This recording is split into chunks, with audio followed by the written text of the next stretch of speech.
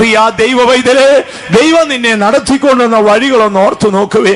നിന്റെ ദുഃഖനാളുകളിൽ, നിന്റെ വേദനപ്പെട്ട അനുഭവത്തിൽ, നീ നിരാശയുടെ പടുക്കുഴിയിൽ താണ നാളിൽ, ആർക്കും സഹായിപ്പാൻ കഴിയാതിരുന്ന അനുഭവത്തിൽ കർത്താവ് നിന്നോട് കാണിച്ച കരുണയെ നീ ധ്യാനിച്ചാൽ നിന്റെ ധ്യാനത്തിങ്കൽ സ്വർഗത്തിലെത്തിയിറങ്ങും. ഏകദിവസം നമ്മൾ പഠിച്ചാല് നമ്മുടെ പല ഭക്തന്മാരുടെയും ധ്യാനത്തെ നമുക്ക് കാണാം. അടുത്ത കാലത്ത് ടെലിവിഷനിൽ അങ്ങനെ ഒരു പ്രോഗ്രാം ഉണ്ട്. എറണാകുളത്ത് നമുക്കൊരു മുതിർന്ന ഒരു എഞ്ചിനീയർ സാർ ഉണ്ട്. അദ്ദേഹം ഇപ്പോൾ കാക്കനാടാണ് താമസിക്കുന്നത്. അപ്പൊ അദ്ദേഹം ഡെയിലി 1 മണിക്കൂർ ധ്യാനിക്കുമെന്ന് എന്നോട് പറഞ്ഞു. ഞാൻ ചോദിച്ചു, അച്ഛൻ അത് എന്ത് ചെയ്യും? ഞാൻ വെളുപ്പിനെ 3 മണി മുതൽ 4 മണി വരെ താഴെ ഇറങ്ങിയിരുന്ന് ഇങ്ങനെ യഹൂദന്മാർ പ്രാർത്ഥിക്കുമ്പോൾ തലയാട്ടിക്കൊണ്ടേയിരിക്കും. അവർ പ്രാർത്ഥിക്കുമ്പോൾ എല്ലാം ഇങ്ങനെ തലയാട്ടിക്കൊണ്ടേ ഇരിക്കത്തുള്ളൂ. അതുപോലെ ഞാൻ ഇരുന്ന് ധ്യാനിക്കും. ഞാൻ ചോദിച്ചു, 1 മണിക്കൂറോ? അതെ, 3 മണി തുടങ്ങി 4 മണി വരെ ഞാൻ ദൈവത്തെ ധ്യാനിക്കും. എന്റെ അറിവായ കാലം തുടങ്ങി എന്റെ അപ്പച്ചനും അമ്മയുമായിരുന്ന എന്റെ ദൈവം എന്നെ നടത്തിക്കൊണ്ടുവന്നു. ഇപ്പോൾ 90ഓളം വയസ്സ്, 87ഓളം വയസ്സായിരിക്കുന്നു. ഈ നാൾ വരെ ദൈവം എനിക്ക് ചെയ്ത നന്മകളെ ഞാൻ ധ്യാനിച്ചുകൊണ്ടിരിക്കും.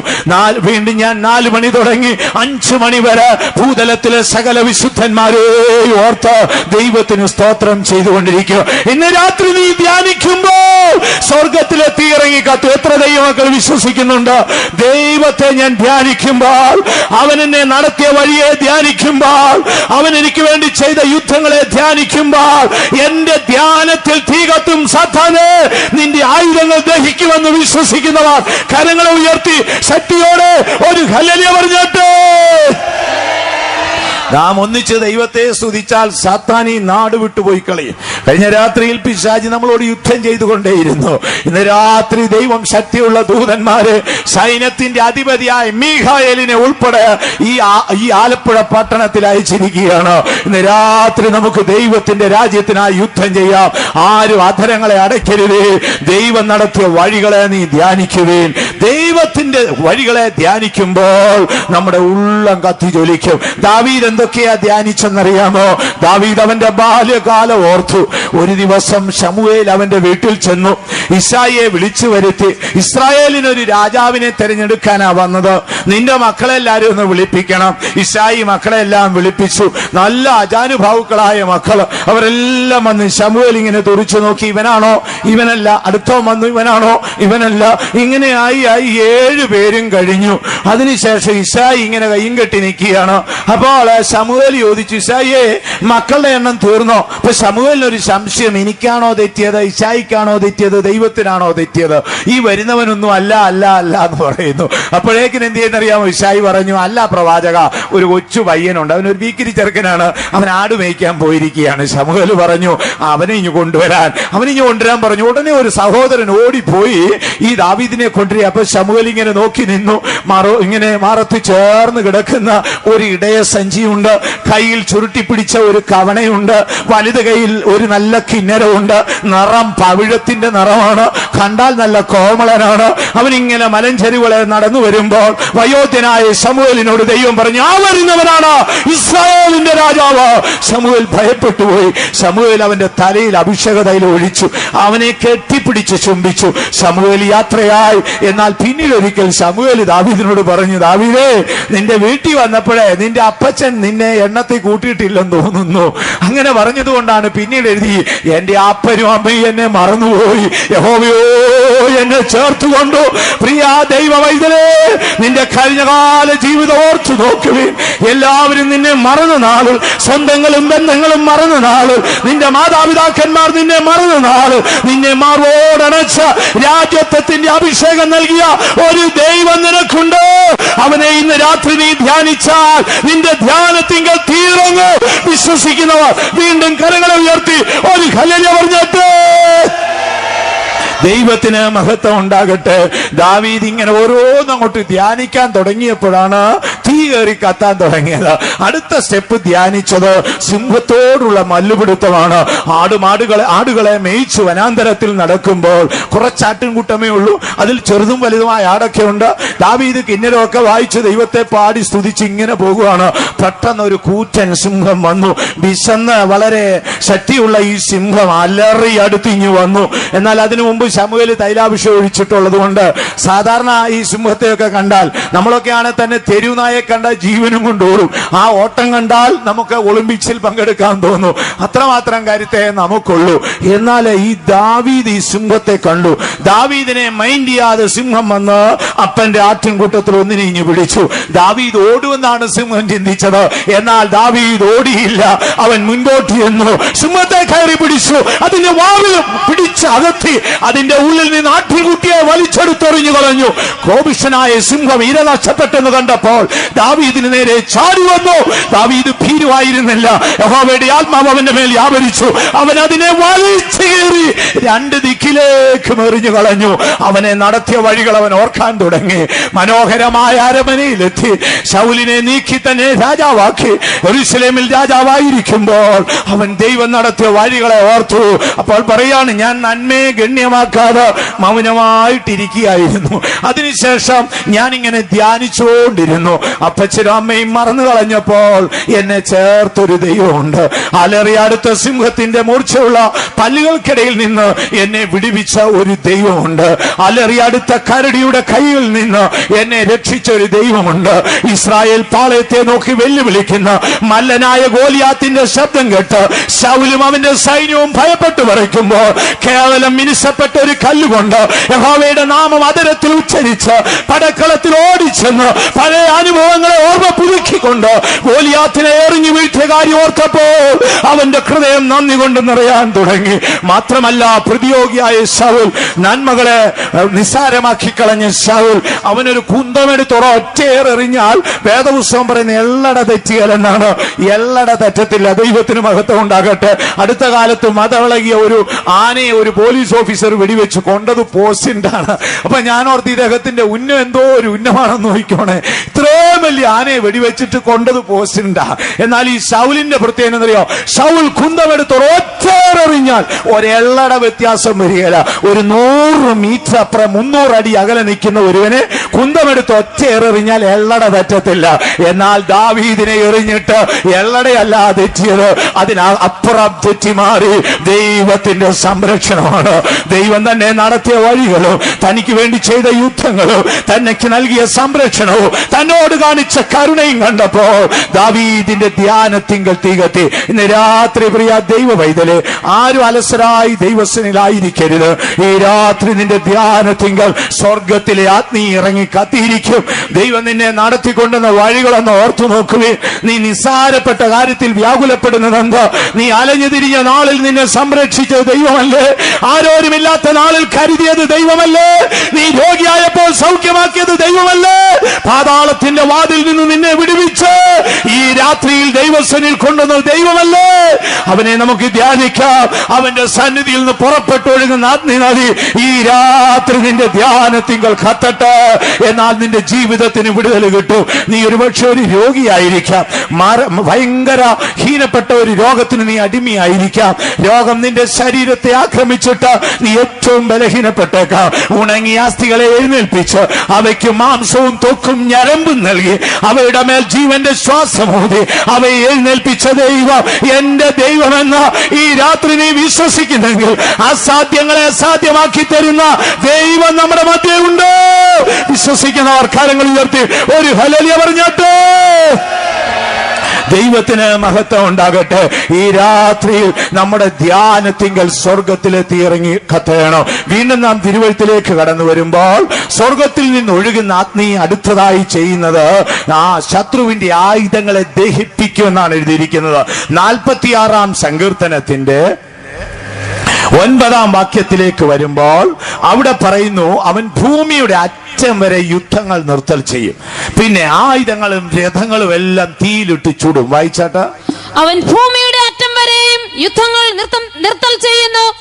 അവൻ വില്ലടിച്ച് കുന്തം മുറിച്ച് രഥങ്ങളെ തീയിലിട്ട് ചുട്ടുകളയുന്നു. ദൈവത്തിന്റെ സന്നിധിയിൽ നിന്ന് പുറപ്പെട്ടൊഴുകുന്ന അഗ്നി നദി അടുത്തതായി ചെയ്യുന്നത് സാത്താന്റെ ആയുധങ്ങളൊക്കെ ദഹിപ്പിക്കും. സാത്താൻ വർഷങ്ങളായി അവന്റെ മൂർച്ചയുള്ള ആയുധത്താൽ നിന്നെ കുത്തി വേദനപ്പെടുത്തി, നിരാശപ്പെടുത്തി, മാനസിക സംഘർഷം ഉണ്ടാക്കി സാത്താൻ നിന്നെ അധൈര്യപ്പെടുത്തുകയാണോ ദൈവം? ഇതിലെ ഇന്ന് രാത്രി ആ സ്വർഗത്തിലെ അഗ്നി ഇറങ്ങി വരാമോ? അവിടെ ഭക്തൻ പാടിയിരിക്കുകയാണ്, യുദ്ധങ്ങൾ നിർത്തൽ ചെയ്തു. സാത്താന്റെ യുദ്ധം അത് നിർത്തലായത് കാൽവറിയിലാണ്. ലോകത്തിന്റെ ചരിത്രം നാം തിരിഞ്ഞു നോക്കി പഠിച്ചാൽ ലോക ചരിത്രത്തിൽ മനുഷ്യവർഗം ഇതുവരെ കണ്ടിട്ടുള്ളതിൽ വെച്ച് ഏറ്റവും വലിയ യുദ്ധം അത് കാൽവറി ക്രൂശിലായിരുന്നു. ദൈവത്തിന്റെയും മനുഷ്യന്റെയും ശത്രുവായ സാത്താന് സർവായുധ വർഗം വെച്ച് കീഴടക്കി അവന്റെ മേൽ ജയോത്സവം കൊണ്ടാടിയ യേശുവാണ് നമ്മുടെ സൈന്യത്തിന്റെ അധിപതി. എന്താണ് ബൈബിൾ പറയുന്നത്? അവൻ ഭൂമിയുടെ അറ്റം വരെ യുദ്ധങ്ങൾ നിർത്തൽ ചെയ്യും. അടുത്തത് അവൻ കുന്തമൊടിച്ച് രഥങ്ങൾ തീയിലിട്ട് ചുട്ടുകളയും. അക്ഷര്യമായി ഇത് നോക്കിയാൽ ഒരു പ്രവചന വാക്കാണ്. മശിഹാ തമ്പുരാൻ 1000 ആണ്ട് വാഴ്ചയിൽ ഭൂമിയിൽ വാഴുന്നതിന് മുൻപ് സമുദ്രം വെള്ളം കൊണ്ട് നിറഞ്ഞു നിൽക്കും പോലെ ദൈവസമാധാനത്താൽ ഭൂമി നിറയുന്ന നാളുകളെ നോക്കിക്കൊണ്ട് ഭക്തൻ പാടിയിരിക്കുകയാണ്. എന്നാൽ ആത്മീയ അടിസ്ഥാനത്തിൽ വരുമ്പോൾ സ്വർഗത്തിലെ അഗ്നി നമ്മുടെ മധ്യ ഒഴുകിയെത്തിയാൽ സാത്താന്റെ ആയുധങ്ങളെല്ലാം ദഹിച്ചു പോകും. സാത്താന്റെ ആയുധത്തിൽ ഏറ്റവും വലുത് ഒന്നാമത് ഭയമാണ്. ഭയം ഒരു വലിയ ശക്തിയാണ്. വലിയ മഹാന്മാർ പോലും ഭയപ്പെട്ടിട്ടുണ്ട്. ലോകത്തിൽ ഇന്ന് നാം നോക്കിയാൽ അടുത്ത കാലത്ത് രണ്ട് മിഷണറിമാർ, അവർ ഭാര്യ ഭർത്താക്കന്മാർ ലോകം മുഴുവൻ ചുറ്റി നടന്ന് മനുഷ്യ ഭയത്തെക്കുറിച്ച് റിസർച്ച് ചെയ്തിട്ട് ഒരു ബുക്ക് എഴുതിയത് യാദൃശ്യമായി ഞാൻ വായിപ്പാൻ ഇടവന്നു. അപ്പോൾ അദ്ദേഹം രണ്ടുപേരും ഡോക്ടർമാരാണ്. അവർ അതിനെക്കുറിച്ച് പഠിച്ചിട്ട് മനുഷ്യനെ പിന്തുടരുന്ന 32 നിലവാരത്തിലുള്ള ഭയത്തെക്കുറിച്ച് എഴുതിയിട്ടുണ്ട്. ചിലർക്ക് ഇരുളിനെ പേടിയാണ്, ഇനിയും ചിലർക്ക് ജനക്കൂട്ടത്തെ ഭയമാണ്, ഇനിയും ചിലർക്ക് ചില രോഗങ്ങളെ കുറിച്ച് കേൾക്കുന്നത് ഭയമാണ്, ചിലർക്ക് രക്തം കാണുന്നത് ഭയമാണ്, ചിലർക്ക് ഡെഡ് ബോഡി കാണുന്നത് ഭയമാണ്, ചിലർക്ക് ഇതുപോലെ തന്നെ മറ്റ് വലിയ ശബ്ദങ്ങൾ കേൾക്കുന്ന ഭയമാണ്, ഏറ്റവും ചെറിയ പ്രാണിയെ ഭയപ്പെടുന്നവരുണ്ട്. മാത്രമല്ല ഒന്നുമില്ലാതെ മനുഷ്യൻ ഭയപ്പെടുന്നതുണ്ട്. ഓർത്തുകൊള്ളണമേ, ഭയം ഒരു കണിയാണ് പ്രിയമുള്ളവരെ. വേദപുസ്തകം നമ്മൾ പഠിച്ചാൽ ഇയ്യോബ് നീതിമാനും നിഷ്കളങ്കനും നേരുള്ളവനും ദോഷം വിട്ട് അകന്നവനുമായിരുന്നു. വേദപുസ്തകം അദ്ദേഹത്തെ നീതിമാൻ എന്ന് വിശേഷിപ്പിച്ചിട്ടുമുണ്ട്. എന്നാൽ ബൈബിൾ പറയുന്നു താൻ ഭയത്തിനടിമയായിരുന്നു. ഒരു ദിവസം തന്റെ വേദനയുടെ നാളുകളായി സമ്പത്തുകളെല്ലാം നശിച്ചു, ആരോഗ്യം നഷ്ടപ്പെട്ടു, സന്തതികൾ നശിച്ചു, സകലതും നശിച്ച ശേഷം അവൻ പറയുന്നു, അയ്യോ ഹോവേ, ഞാൻ ഭയപ്പെട്ടത് തന്നെ എനിക്ക് വന്നു ഭവിച്ചല്ലോ. അരുത് ശ്രോതാക്കളെ, ഭയത്തിനിടം കൊടുക്കരുത്. ഭയം സാത്താന്റെ തന്ത്രമാണ്. ഇന്ന് രാത്രി സ്വർഗത്തിലെ ആത്മീയ അഭിഷേകം നമ്മുടെ മധ്യ ഒഴി വരുമ്പോൾ സാത്താന്റെ ആയുധങ്ങളൊക്കെ ദഹിച്ചു പോകും. വർഷങ്ങളായി നിന്നെ അലട്ടുന്ന മരണഭയം നിന്നെ വിട്ടുപോകട്ടെ. വർഷങ്ങളായി നിന്നെ അലട്ടുന്ന അന്ധകാരത്തിന്റെ ഭയം വിട്ടുപോകട്ടെ. വർഷങ്ങളായി നിന്നെ അലട്ടുന്ന ആ പിശാച് നിന്നെ വിട്ടുപോകട്ടെ. എന്താണ് അവിടെ എഴുതിയിരിക്കുന്നത്? യുദ്ധം നിർത്തൽ ചെയ്യും, ആയുധം തീയിലിട്ട് ചുട്ടുകളയും. ഇന്ന് രാത്രി സ്വർഗത്തിലെ സിംഹാസനത്തിൽ നിന്ന് അല്ലെങ്കിൽ ദൈവത്തിന്റെ സന്നിധിയിൽ നിന്ന് ഒരു നദി ഒഴുകി വരുന്നു. അതൊരു അഗ്നി നദിയാണ്. പുകയുന്ന തിരികളെ ആളിക്കത്തിക്കുവാനും ഏലിയാവിന്റെ യാഗപീഠത്തിങ്കൽ തീ ഇറങ്ങി അവന്റെ പ്രാർത്ഥനയ്ക്ക് മറുപടി കൊടുക്കുവാനും നീ ഹൃദയം തകർന്ന് ദൈവം നടത്തിയ വഴികളെ ധ്യാനിക്കുമ്പോൾ നിന്റെ ധ്യാനത്തിങ്കൽ തീ കത്തുവാനും അതിലുപരി സാത്താന്റെ ആയുധങ്ങളെ നശിപ്പിക്കുവാനുമാണ്. ദൈവത്തിന് മഹത്വം ഉണ്ടാകട്ടെ. സാത്താൻ വളരെ തന്ത്രശാലിയാണ്. ഞാൻ പറഞ്ഞല്ലോ, അവൻ മനുഷ്യനെ ആക്രമിക്കാൻ കണ്ടെത്തുന്നതിൽ ഏറ്റവും വലുത് ഭയമാണ്. ഒരുപാട് മനുഷ്യർ ഭയത്തിന് അടിമകളാണ്. രക്ഷപ്പെടേണ്ടത് എങ്ങനെയെന്ന് അറിഞ്ഞുകൂടാ. മഹാനായ നെപ്പോളിയനെ കുറിച്ചൊക്കെ കേട്ടിട്ടില്ലേ? നെപ്പോളിയൻ വലിയ പരാക്രമശാലിയാണ്. യൂറോപ്പ് മുഴുവൻ താൻ വിറപ്പിച്ചിരുന്നു. പക്ഷേ തനിക്ക് പാറ്റായെ പേടിയായിരുന്നു. ഞാനൊരു ബുക്കിൽ വായിച്ചപ്പോൾ അത്ഭുതപ്പെട്ടു പോയി. പാറ്റ എന്ന് കേട്ടാൽ നെപ്പോളിയന് പേടിയാണ്. അവന് യുദ്ധമോ വാളോ ഒന്നും പേടിയില്ല. തന്നെ കുറിച്ച് എഴുതിയിരിക്കുന്നത്, താന് മറ്റൊരു ദ്വീപിലേക്ക് നാടുകടത്തിയ ശേഷം രക്ഷപ്പെട്ട് മടങ്ങി വരുമ്പോൾ തന്റെ എതിർദിശയിലുള്ള ബ്രിട്ടീഷ് സൈനാധിപൻ വെടിവെക്കാൻ പറഞ്ഞു. അതിന് കൂടെ ഉള്ളവർ തുനിങ്ങില്ല. നെപ്പോളിയനെ കൊണ്ട് നിർത്തിയിട്ട് തനിക്ക് കുടിക്കാൻ ഒരു ചൂട് ചായ കൊടുത്തു. താനിങ്ങനെ ചൂട് ചായ കുടിച്ചോണ്ടിരിക്കുമ്പോൾ തന്റെ തലയുടെ പുറകിൽ തോക്ക് മുകളിലോട്ട് വെച്ചു ഒറ്റ വെടിവെച്ചു. ഈ നെപ്പോളിയന്റെ കയ്യിലെ ചായ കുലുങ്ങി താഴെ പോയില്ല. ഞാൻ അത്ഭുതപ്പെട്ടു ഇത് വായിച്ചപ്പോൾ. നെപ്പോളിയന്റെ കയ്യിലെ ചായ വിറച്ചില്ല. നേരത്തെ പേപ്പറിൽ നമ്മൾ വായിച്ചു കേട്ടില്ലേ, ലോകം വിറപ്പിച്ചെങ്കിലും തോക്ക് കണ്ടപ്പോൾ പുള്ളി അങ്ങ് വിറച്ചുപോയി. എന്നെ വെടിവെക്കരുതേ എന്ന് ഗദാഫി യാചിച്ചത് കാണുന്നു. എന്നാൽ ഈ നെപ്പോളിയൻ പേടിച്ചില്ല, ചായ തുളുമ്പിപ്പോയില്ല. അത്ഭുതമല്ലേ? പക്ഷേ നെപ്പോളിയന് പാറ്റായെ പേടിയാണ്. ക്യാമ്പിൽ, അദ്ദേഹത്തിന്റെ പട്ടാള ക്യാമ്പിൽ എങ്ങാനും ഒരു പാറ്റ കയറിയെങ്കിൽ ഉറക്കം കെടും. അതിനെ കൊണ്ട് കാണിച്ചല്ലാതെ അവൻ ഉറങ്ങത്തില്ല. ചില മിടുക്കന്മാരുണ്ട്, വലിയ ധൈര്യശാലികളാണ്, എന്നാൽ ഉറുമ്പിനെയും പാറ്റായും ഒക്കെ പേടിയാണ്. പ്രിയ ദൈവമക്കളെ, ഭയം ഒരു കണിയാണ്, അത് സാത്താന്റെ ആയുധമാണ്, അത് നിന്നെ പിൻഗമിക്കുന്ന രഥമാണ്. ഇന്ന് രാത്രി എന്താണ് ദൈവവചനം പറയുന്നത്? അവൻ യുദ്ധങ്ങളെ നിർത്തൽ ചെയ്ത് ആയുധം തീയിലിട്ട് ചുട്ടുകളെ. എത്ര ദൈവമക്കൾ വിശ്വസിക്കുന്നു എന്റെ യുദ്ധം ഇന്ന് രാത്രി തീരുകയും എന്നെ പിന്തുടരുന്ന സാത്താന്റെ ആയുധം ഈ രാത്രിയിൽ അത് ദഹിച്ചു പോകുമെന്ന് എത്ര ദൈവമക്കൾ വിശ്വസിക്കുന്നു? നിങ്ങൾ വിശ്വസിക്കുന്നെങ്കിൽ കരങ്ങളെ ഉയർത്തി അത് അംഗീകരിച്ചുകൊണ്ടൊരു ഹല്ലേലൂയ പറഞ്ഞോട്ടെ. സ്വർഗത്തിലെ ദൈവത്തിന്റെ സന്നിധിയിൽ നിന്ന് ഒഴുകുന്ന അഗ്നി നദി, ഈ അഗ്നി നദി പുറപ്പെട്ടു പോകുന്നിടത്തൊക്കെയും ദൈവമക്കളെ ഒരു വിടുതലുണ്ട്. വീണ്ടും നമുക്ക് തിരുവഴുത്തിലേക്ക് നമ്മുടെ ശ്രദ്ധയെ കൊണ്ടുവരാം. ഈ അഗ്നി നദി ഒഴുകിയത് പെന്തിക്കോസ് നാളിലായിരുന്നു. പെന്തിക്കോസ് നാളിൽ അപ്പോസ്തലന്മാർ 12 പേർ, കർത്താവായ യേശുവിനെ അനുഗമിച്ച അപ്പോസ്തലന്മാരിൽ ഒരുവനായി യൂദ കെട്ടിത്തൂങ്ങിച്ചത്തു. പകരം മറ്റൊരുവൻ തെരഞ്ഞെടുക്കപ്പെട്ടു. യേശുവിന്റെ ശിഷ്യന്മാർ, യേശുവിന്റെ അമ്മയായ മറിയം, അക്കാലത്ത് യേശുവിനെ അനുഗമിച്ച നീതിമാന്മാരായ ഒരു സമൂഹം എല്ലാവരും കൂടെ പ്രാർത്ഥിച്ചുകൊണ്ടിരിക്കുകയാണ്. ആ ദിവസത്തിന് പെന്തിക്കോസ് നാളെന്നാണ്. യഹൂദന്റെ പെരുന്നാളുകളിൽ ഏറ്റവും പ്രധാനപ്പെട്ട പെരുന്നാളാണ് പെന്തിക്കോസ് പെരുന്നാള്. യെരൂശലേം ദേവാലയത്തിൽ പെന്തിക്കോസ് പെരുന്നാൾ നടക്കുകയാണ്. ലോകത്തിൽ വിവിധ സ്ഥലങ്ങളിൽ ചെതറിപ്പോയ യഹൂദന്മാർ ദൈവപ്രസാദത്തിനായി ആലയത്തിൽ വന്നിട്ടുണ്ട്. ഇവിടെ ഈ ഭക്തന്മാരിരുന്നു പ്രാർത്ഥിക്കുന്നു. അവരിങ്ങനെ പ്രാർത്ഥിച്ചുകൊണ്ടിരിക്കുകയാണ്. വേദപുസ്തകം പറയുന്നു, പെട്ടെന്ന് ഒരു കൊടിയ കാറ്റടിച്ചു. വലിയൊരു ഭൂകമ്പം പോലൊരു അനുഭവം ഉണ്ടായി. ദൈവത്തിന്റെ ആത്മാവ് അവരിൽ വ്യാപരിച്ചു. അവർക്ക് അഗ്നി ജ്വാലയ്ക്കൊത്ത നാവ് കിട്ടി.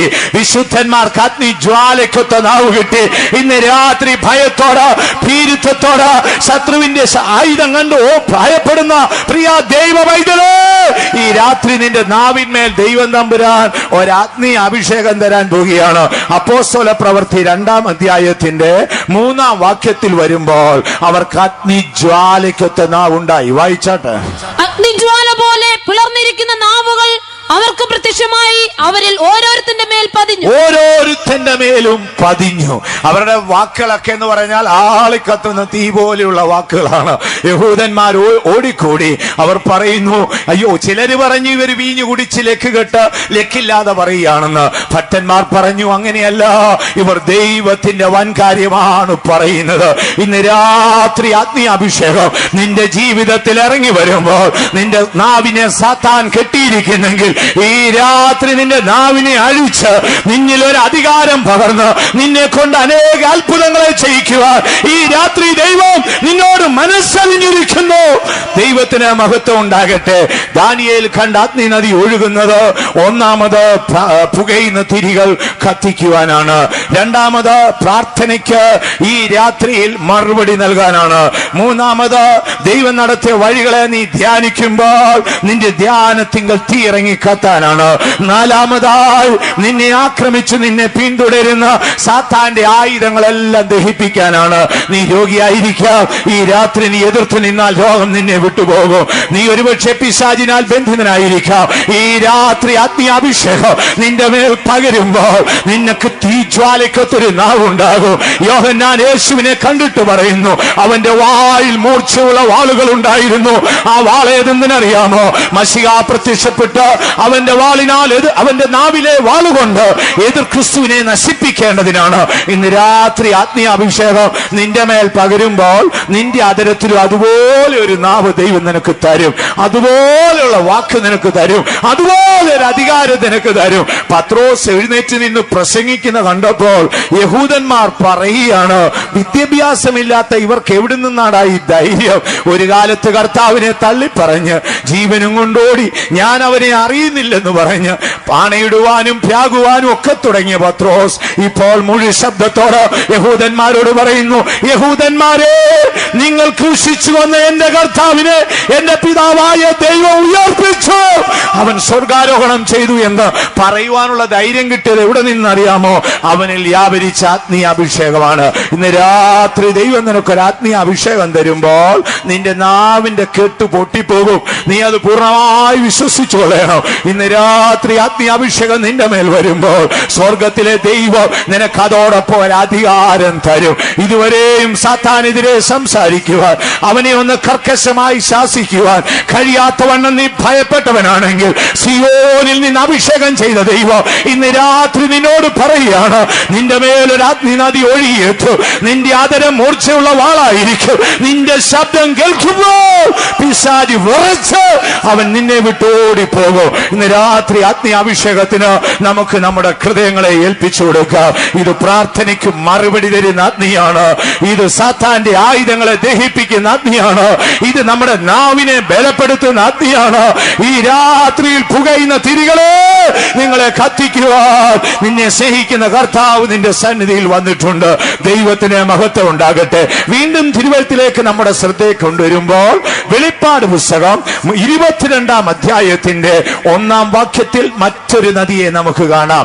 യോഹന്നാൻ ആത്മാവിൽ ദർശിക്കുമ്പോൾ അദ്ദേഹം കാണുന്ന നദി ദൈവത്തിന്റെയും കുഞ്ഞാടിന്റെയും സിംഹാസനത്തിൽ നിന്ന് ഒരു നദി പുറപ്പെട്ടൊഴുകുന്നു. 22 1 വായിച്ചാൽ, വീഥിയുടെ നടുവിൽ ദൈവത്തിന്റെയും കുഞ്ഞാടിന്റെയും സിംഹാസനത്തിൽ നിന്ന് പുറപ്പെടുന്നതായി പളുങ്കുപോലെ ശുഭ്രമായ ജീവജല നദിയും അവൻ എന്നെ കാണും. ദൈവത്തിന് മഹത്വം ഉണ്ടാകട്ടെ. അടുത്തതായി വിശുദ്ധ ബൈബിളിലെ ദൈവത്തിന്റെ പ്രിയ ശിഷ്യനായ യോഹന്നാൻ കാണുന്ന ഒരു നദിയാണ്. മുമ്പേ നാം ദൈവത്തിന്റെ പ്രിയ പുരുഷനായ ദാനിയേൽ കണ്ട നദിയെ ശ്രദ്ധിച്ചു. അതൊരു അഗ്നി നദിയാണ്. പുകയുന്ന തിരികളെ കത്തിക്കുവാനും പ്രാർത്ഥനയ്ക്ക് മറുപടി തരുവാനും നിന്റെ ധ്യാനത്തിങ്കൽ കത്തി ജ്വലിക്കുവാനും നിന്റെ പ്രതിയോഗിയായ സാത്താന്റെ ആയുധങ്ങളെ ദഹിപ്പിക്കുവാനും അഗ്നി അഭിഷേകത്താൽ നിന്റെ ആദരത്തിൽ അധികാരം തരുവാനുമാണ് ഈ അഗ്നി നദി ഒഴുകിക്കൊണ്ടിരിക്കുന്നത്. അടുത്തതായി നാം നോക്കിയാൽ യോഹന്നാൻ സ്വർഗത്തെ ദർശിക്കുമ്പോൾ ദൈവപരദീസെ കണ്ട യോഹന്നാൻ, അല്ലെങ്കിൽ ദൈവത്തിന്റെ നിവാസത്തെ കണ്ട യോഹന്നാൻ അവിടെ ഒരു സിംഹാസനം കാണുന്നു. ആരുടേതാണ്? ദൈവത്തിന്റെയും കുഞ്ഞാടിന്റെയും ഒരു സിംഹാസനം. അതിൽ ഒരുവൻ ഇരിക്കുന്നു. അതിൽ നിന്ന് ഒരു നദി ഒഴുകിക്കൊണ്ടേയിരിക്കുന്നു. അതെന്ത് നദി എന്നറിയാമോ? പളുങ്കുപോലെ ശുദ്ധമായ നദി ഒഴുകുന്നു. അത് ചെല്ലുന്നിടത്തൊക്കെയും വിശുദ്ധമാകുന്നു. അതിന്റെ ഇരു കരകളിലും ജീവവൃക്ഷമുണ്ട്. അതിന്റെ ഉത്ഭവം കുഞ്ഞാടിന്റെ സിംഹാസനത്തിൽ നിന്നാണ്. അതെന്ത് നദി എന്ന് ചോദിച്ചാൽ അതാണ് ജയകരമായ ജീവിതത്തിന്റെ നദി. ഇന്ന് രാത്രി ആ നദി നിന്റെ ജീവിതത്തിൽ ഒഴുകിയെത്തുമ്പോൾ യേശു പറയുന്നു, ഞാൻ ജയിച്ച് എന്റെ പിതാവിന്റെ സിംഹാസനത്തിൽ ഇരുന്നതുപോലെ ജയിക്കുന്നവന് ഞാൻ എന്റെ സിംഹാസനം കൊടുക്കും. യേശു ലോകത്തെ ജയിച്ചിരുന്നു. യേശു സാത്താനെ ജയിച്ചിരുന്നു. യേശു മരണത്തെ ജയിച്ചിരുന്നു. യേശു പാതാളത്തെ ജയിച്ചിരുന്നു. അവൻ സിംഹാസനം പ്രാപിച്ചതുപോലെ ജയിക്കുന്നവന് ദൈവം തന്റെ സിംഹാസനം കൊടുക്കും. നീ എന്തിനെ ജയിക്കണം? ലോകത്തെ ജയിക്കണം, പാപത്തെ ജയിക്കണം, ജഡത്തെ ജയിക്കണം, മരണശക്തികളെ ജയിക്കണം, പ്രതിയോഗിയായ സാത്താനെ ജയിക്കണം. ജയം പ്രാപിക്കണമെങ്കിൽ എന്തു ചെയ്യണം? ഒഴുകിയെത്തുന്ന ശുദ്ധമായ പളുങ്ക് നദി നിന്റെ ജീവിതത്തിലേക്ക് ഒഴുകി വരട്ടെ. മീറ്റിംഗിന്റെ ആരംഭത്തിൽ നമ്മുടെ ബഹുമാനപ്പെട്ട പാസ്റ്റർ നല്ല പാട്ടുപാടി, നീന്തിയിട്ടല്ലാതെ കടപ്പാൻ വയ്യാത്ത ആത്മാവിന്റെ നദിയിൽ അവൻ എന്നെ ഇറക്കിയെന്ന്. ഇന്ന് രാത്രി കർത്തൃസന്നിധിയിൽ ആഗതരായ ദൈവമൈതലേ, നീ യാദൃശ്യമായി ദൈവസന്നിധിയിൽ വന്നതല്ല. ഈ രാത്രി നീ അഗ്നിയാഭിഷേകം പ്രാപിക്കണം. എന്താണ് ചെയ്യേണ്ടത്? അപ്പോസ്തലനായ പത്രോസിന്റെ അഗ്നിയാഭിഷേകം കണ്ടിട്ട് ഓടിക്കൂടിയ പുരുഷാരൻ ചോദിച്ചു, ഞങ്ങൾ എന്ത് ചെയ്യണം? പത്രോസ് എഴുന്നേറ്റ് പറഞ്ഞു, സഹോദരന്മാരെ, നിങ്ങൾ മാനസാന്തരപ്പെട്ട് ഓരോരുത്തൻ യേശു ക്രിസ്തുവിന്റെ നാമത്തിൽ സ്നാനമേൽപ്പി, എന്നാൽ പരിശുദ്ധാത്മാവ് എന്ന അഭിഷേകം നിങ്ങൾക്ക് ലഭിക്കും. ഇന്ന് രാത്രിയിൽ ആരെങ്കിലും മാനസാന്തരപ്പെടാത്തവരുണ്ടെങ്കിൽ സഹോദരങ്ങളെ, കഴിഞ്ഞ കാല പാപത്തെ ഓർത്ത് പശ്ചാത്തപിച്ച് നീ മാനസാന്തരപ്പെടുകയും, ആരെങ്കിലും പൂർണ്ണമായി വിശ്വസിച്ച പാപമോചനത്തിനായി സ്നാനമേൽക്കാത്ത ആരെങ്കിലും ഉണ്ടെങ്കിൽ നീ സ്നാനമേൽക്കുവേ. മുമ്പേ നമ്മുടെ പ്രിയ ബ്രദർ സാക്ഷ്യം പറഞ്ഞല്ലോ, തന്റെ ഒരു കാലഘട്ടം വരെയും താൻ എടുത്ത സ്നാനത്തിൽ വിശ്വസിച്ചിരുന്നു. എന്നാൽ സത്യം ഗ്രഹിച്ചപ്പോൾ ആ സത്യത്താൽ തനിക്ക് വിടുതൽ കിട്ടി. ഒരിക്കൽ നമ്മുടെ ഒരു സഹോദരൻ സാക്ഷ്യം പറഞ്ഞു, തന്റെ അപ്പച്ചൻ വളരെ ദൈവഭക്തനായ ഒരുവനായിരുന്നു. താൻ ജോലി തേടി അടയാറിലേക്ക് പോയി, മദ്രാസിൽ ചെന്നു. അവിടെ താൻ പലയിടങ്ങളിലൊക്കെ ജോലി തേടി നടന്നു. ഒരു ദിവസം താൻ ഇങ്ങനെ ദൈവത്തെ കണ്ടെത്താൻ ഇടവന്നു. തനിക്ക് ആരാധനകളൊക്കെ ഇഷ്ടപ്പെട്ടു. എന്നാൽ തനിക്ക് ജലസ്നാനം അംഗീകരിക്കാൻ കഴിഞ്ഞില്ല. കാര്യം തന്റെ അപ്പച്ചൻ ഒരു തികഞ്ഞ ഭക്തനായിരുന്നു. തന്റെ നീതിയുള്ള ജീവിതമാണ് തന്നെയും ആത്മീയനാക്കിയത്. അതിനപ്പുറം ഒന്നും തനിക്ക് ചിന്തിക്കാൻ ഒക്കുന്നില്ല. ബാക്കി എല്ലാ കാര്യത്തിനും തയ്യാറാണ്. എന്നാൽ താൻ ഒരു ആസ്മ രോഗിയായിരുന്നു. ഒരുപാട് വൈദ്യന്മാരെ അടുക്കൽ പോയി. അവരൊക്കെ ചികിത്സിച്ചു നോക്കി. തനിക്ക് കിട്ടുന്ന പണം മുഴുവൻ വൈദ്യന്മാർക്ക് കൊടുത്തോണ്ടിരുന്നു. തനിക്ക് സൗഖ്യം കിട്ടിയില്ല. എന്നാൽ ഒരു രാത്രിയിൽ താൻ ദൈവത്തോട് കരഞ്ഞു പ്രാർത്ഥിച്ചു, എനിക്കിരിയുന്നൊരു സൗഖ്യമില്ലേ കർത്താവെന്ന്. പെട്ടെന്നൊരു ദർശനം കണ്ടു. ഒരു വലിയ കെട്ടിടത്തിന്റെ പണിക്കായി ഇങ്ങനെ അടിസ്ഥാനം ഇടേണ്ടതിന് ഇങ്ങനെ വാനം തോണ്ടി അതിങ്ങനെ തോടുപോലെ കീറിയിട്ടിരിക്കുകയാണ്. കുറച്ചാളുകളൊക്കെ അതിന്റെ പണികൾ നടത്തിക്കൊണ്ടിരിക്കുന്നു. അത് നിറച്ചിങ്ങനെ കലങ്ങിയ വെള്ളം കിടക്കുകയാണ്. ഈ മനുഷ്യനെ താൻ ഇങ്ങനെ നോക്കിക്കൊണ്ടിരിക്കുമ്പോൾ ഒരു ക്രൂര മൃഗം തന്നെ ഉപദ്രവിക്കാൻ വരികയാണ്. താൻ അത് കണ്ട് ഓടാൻ തുടങ്ങി. താൻ കയറിയിറങ്ങിയ എല്ലാ ആശുപത്രി തിണ്ണകളും താൻ ഇങ്ങനെ കണ്ടുകൊണ്ടിരിക്കുകയാണ്. താൻ അവിടെ ചെന്ന് കയറും. പക്ഷേ മൃഗം പുറകെ വരികയാണ്. അടുത്ത വാതിൽ വഴി ഇറങ്ങി ഓടും. വീണ്ടും മൃഗം പുറകെ വരികയാണ്. താൻ ആശ്രയം തേടി പലയിടത്തും പോയി. എന്നാൽ ഈ ദുഷ്ടമൃഗം തന്നെ വിടുന്നില്ല. അവസാനം ജീവരക്ഷാർത്ഥം താൻ ഓടിച്ചെന്ന് ഈ വാനം തോണ്ടി കലങ്ങിയ വെള്ളം കിടക്കുന്ന ഈ വെള്ളത്തിലോട്ടൊരു ചാട്ടം അങ്ങ് ചാടിയ ചാട്ടത്തിന് ആഴത്തിലോട്ട് മുങ്ങിപ്പോയി. പൊങ്ങി വന്നപ്പോൾ ഈ മൃഗം അങ്ങ് ലജ്ജിച്ചു പോകുന്ന കണ്ടു. തനിക്കിത് മനസ്സിലായില്ല. താൻ കർത്താവിനോട് ചോദിച്ചപ്പോൾ കർത്താവ് പറഞ്ഞു, എടാ, സ്നാനം എന്ന് പറയുന്നത് സഭയുടെ അടിസ്ഥാന ഉപദേശമാണ്. യെരൂശലേമിൽ നിന്ന് 84 മൈൽ ദൂരം നടന്ന് ജോർദാനിൽ വന്ന് യോഹന്നാന്റെ കൈക്കീഴിൽ സ്നാനമേറ്റ നമ്മുടെ മശിഹാ തമ്പുരാൻ അവസാനമായി സുവിശേഷത്തിന്റെ ദൗത്യമേൽപ്പിക്കുമ്പോൾ തന്റെ മുറിവേറ്റ കരങ്ങൾ ഉയർത്തി ശിക്ഷകണത്തെ അനുഗ്രഹിച്ചിട്ട് പറഞ്ഞു, പോകുവീൻ, സകല ഭൂവാസികളോട് നിങ്ങൾ പോയി പ്രസംഗിക്കുവീൻ. അടുത്തതായി പറയുന്നു, വിശ്വസിക്കുന്നവരെ പിതാവിന്റെയും പുത്രന്റെയും പരിശുദ്ധാത്മാവിന്റെയും നാമത്തിൽ സ്നാനം കഴിപ്പിച്ച് എന്റെ ശിഷ്യന്മാരാക്കിക്കൊള്ളുവേൻ. ഇതേശു കാണിച്ചതാണ് പ്രിയമുള്ളവരെ. ഇതേശു കൽപ്പിച്ചതാണ് പ്രിയമുള്ളവരെ. ദമസ്കോസിന്റെ പടിവാതിക്കൽ വെച്ച് സ്വർഗീയ ദർശനത്തിന് വിധേയപ്പെട്ട പൗലോസ്ലീഹ കണ്ണിന്റെ കാഴ്ച നഷ്ടപ്പെട്ടവനായി യാത്രയായി. എന്നാൽ ആ പട്ടണത്തിൽ അനന്യാസ് എന്ന് പറയുന്ന ഒരുവനുണ്ട്. രാത്രി ദർശനത്തിൽ ദൈവം അനന്യാസിനോട് പറഞ്ഞു, നീ പോയി ആ ശൗലിനെ സ്നാനപ്പെടുത്തണം. ശൗലിനെ സന്ദർശിച്ച് അനന്യാസ് പറഞ്ഞത്, സഹോദര ശൗലേ, നീ എഴുന്നേറ്റ് മാനസാന്തരപ്പെട്ട് പാപം കഴുകിക്കളയേണ്ടതിന് സ്നാനമേൽക്കവേ. അനന്യാസിന്റെ കൈക്കീഴിൽ പൗലോസ്ലീഹ സ്നാനമേറ്റെങ്കിൽ പ്രിയ ശ്രോതാക്കളെ, നാം അതിന് വിധേയപ്പെട്ടേ ഒക്കത്തുള്ളൂ. നമ്മുടെ ആയുസ് ഒരിക്കലേ ഉള്ളൂ. യേശു കാണിച്ചതാണ്, യേശു ഉപദേശിച്ചതാണ്, ശ്ലീഹന്മാർ പറഞ്ഞതാണ്. ആത്മീയാഭിഷേകം ഈ രാത്രി നിനക്ക് ലഭിക്കും. നീ എന്ത് ചെയ്യണം? മാനസാന്തരപ്പെട്ട് പാപത്തിന്റെ മോചനത്തിനായി യേശു ക്രിസ്തുവിന്റെ നാമത്തിൽ, അല്ലെങ്കിൽ പിതാവിന്റെയും പുത്രന്റെയും പരിശുദ്ധാത്മാവിന്റെയും നാമത്തിൽ നീ സ്നാനമേറ്റാൽ ദൈവത്തിന്റെ ദാനം നിനക്ക് ലഭിക്കും. നിനക്ക് ജയകരമായൊരു ജീവിതം ചെയ്യണമെങ്കിൽ ഈ ആത്മീയാഭിഷേകം ആവശ്യമാണ്. അവിടെയും തീരുന്നില്ല. പത്രോസിന്റെ വാക്ക് കേട്ടവർ അവർ സ്നാനമേറ്റു. എത്ര പേരെന്നറിയാമോ? ഒറ്റ രാത്രിയിൽ ഒരേ ദിനത്തിങ്കൽ 3000 പേർ സ്നാനപ്പെട്ടു. ഈ 12 അപ്പോസ്തലന്മാർ, അതിനുശേഷം 11 പേര് ഇറങ്ങി, 12 പേര് ഇറങ്ങി. ഇവരെല്ലാം സ്നാനപ്പെടുത്തുകയാണ്. മനോഹരമായ ഒരു സ്നാന ശുശ്രൂഷ അവിടെ നടന്നുകൊണ്ടേയിരിക്കുന്നു. രക്ഷിക്കപ്പെട്ടവർ സഭയോടുകൂടെ ചേർന്നു. അടുത്തതായിട്ട് എന്തെഴുതിയിരിക്കുന്നു? അവർ അപ്പം നുറുക്കിയും കൂട്ടായ്മ ആചരിച്ചു, വിശുദ്ധന്മാരോടുകൂടെ ജീവിച്ചു പോയിരുന്നു. യേശുവിന്റെ അമ്മ മറിയവും അതിലുണ്ടായിരുന്നു. വേദപുസ്തകം വളരെ വ്യക്തമായിട്ട് എഴുതിയിരിക്കുന്നു. യേശുവിന്റെ അമ്മ മറിയം ആ ദിനത്തിങ്കൽ ഉണ്ടായിരുന്നു. പ്രിയമുള്ളവരെ, പ്രിയ സഹോദരി സഹോദരങ്ങളെ, ആത്മീയ അഭിഷേകം നിനക്ക് തരുവാൻ സ്വർഗം ഒരുക്കമാണ്. പ്രാപിപ്പാൻ നീ ഒരുക്കമാണോ? നമുക്ക് നമ്മുടെ കണ്ണുകൾ അടയ്ക്കാം. കർത്താവിന്റെ സന്നിധിയോട് ഈ രാത്രി നമുക്ക് അടുത്തിയല്ല. ഞാൻ പറഞ്ഞല്ലോ, നിങ്ങളാരും യാദൃശ്ചികമായി ഈ മീറ്റിംഗിൽ പങ്കെടുത്തവരല്ല. വളരെ നാളുകളായി പ്രാർത്ഥിച്ചുകൊണ്ടിരിക്കുന്നു. നിന്റെ പ്രാർത്ഥനയുടെ വിഷയത്തിന് ഈ രാത്രി മറുപടി തരും. കണ്ണുകൾ അടയ്ക്കാം. കഴിയുന്നിടത്തോളം എല്ലാവരും മുഴങ്കാൽ മേലിരുന്നിട്ട് പരിശുദ്ധാത്മാവിന് ഒരു നിമിഷം നമുക്ക് നമ്മുടെ ഹൃദയങ്ങളെ ഏൽപ്പിച്ചു കൊടുക്കാം. യേശു എന്താണ് പറയുന്നത്? ഇതാ തിരുവെഴുത്ത് പറയുന്ന ജീവന്റെ നദികൾ പുറപ്പെട്ടൊഴുകയാണ്. ഈ രാത്രി ആ സമാധാനത്തിന്റെ നദി കാൽവറിയിൽ നിന്ന് നിന്റെ ഹൃദയത്തിലേക്ക് ഒഴുകട്ടെ. പ്രിയ ശ്രോതാവേ, നിനക്ക് ആവശ്യത്തിന് പണം കാണും, ഉന്നതമായ വിദ്യാഭ്യാസം കാണും, സുരക്ഷിതമുള്ള ഒരു ജീവിതം കാണും, ആരോഗ്യമുള്ള ഒരു ശരീരം കാണും. എന്നാൽ നിന്നോട് ചോദിക്കട്ടെ, നിനക്ക് സമാധാനമുള്ള ഒരു ഹൃദയമുണ്ടോ? സമാധാനം തേടി നിന്റെ ആത്മാവ് അലയുകയല്ലേ? ഇന്ന് രാത്രി സമാധാനത്തിന്റെ ശിക്ഷ ഏറ്റുവാങ്ങിക്കൊണ്ട് ഗോൽഗോഥ മലമടക്കിൽ മാനകുലത്തിന്റെ പാപം ചുമന്നുകൊണ്ട് കാൽവറിയിൽ യാഗമായി തീർന്ന യേശുവിന്റെ സമാധാനം ഈ രാത്രി നിന്റെ ഹൃദയത്തിൽ ഒഴുകി വരുന്നു. യേശു പറയുകയാണ്, എന്റെ സമാധാനം ഞാൻ നിങ്ങൾക്ക് തന്നേച്ചു പോകുന്നു. ഈ രാത്രിയിൽ ആ സമാധാനം നമുക്ക് പ്രാപിക്കാം. ഭൂമിയിൽ ആരും സ്നേഹിപ്പാനില്ലാതെ പാപത്താൽ വരണ്ടുണങ്ങി നിരാശയുടെ പാണ്ടക്കെട്ടും ചുമന്നു ദുഃഖത്തിന്റെ പടുക്കുഴിയിൽ താഴുന്ന സഹോദര സഹോദരി, ഇന്ന് രാത്രിയിൽ ദൈവത്തിന്റെ ആലയത്തിന്റെ ഉമ്മരപ്പടിയിൽ നിന്ന് പുറപ്പെട്ടൊഴുകി യാഗമിടത്തെ ചുറ്റി നിന്നിലേക്കൊഴുകി വന്ന യേശുവിന്റെ സ്നേഹം കൊണ്ട് ഈ രാത്രി നിന്റെ ഹൃദയങ്ങളെ നിറയ്ക്കാം.